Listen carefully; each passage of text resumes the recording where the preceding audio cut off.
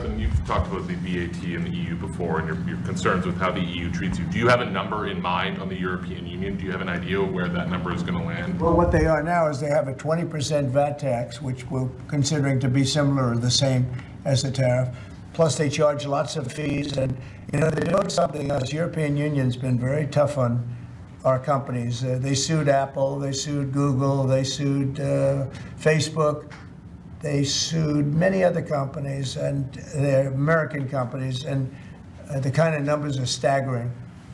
And the court system over there is not very good to our companies. If you know that Apple had to pay, I think, $16 billion in a penalty, a court case that was really shocking because most people thought they would have won that court case, people that watched it.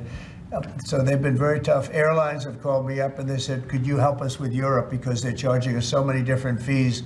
I got a call from the head of American, United, and other airlines saying, every time we land a plane, we get just absolutely killed by the European Union. And so they haven't been treated as good. We think the European Union is wonderful. We all love Europe, love the countries in Europe. But European Union has been absolutely brutal on trade.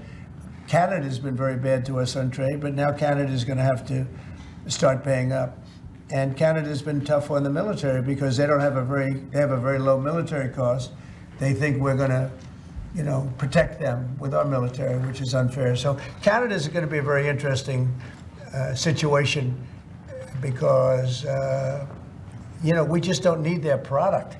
And yet they survive off the fact that we do 95% of what they do. And Canada is just absolutely, I say it, and sometimes people smile and sometimes they say great idea, but Canada, their taxes would come down greatly, their security would go up greatly.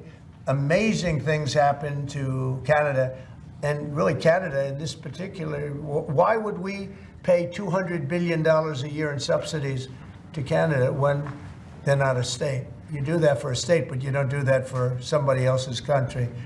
So I think Canada is going to be a very serious contender to be our 51st state.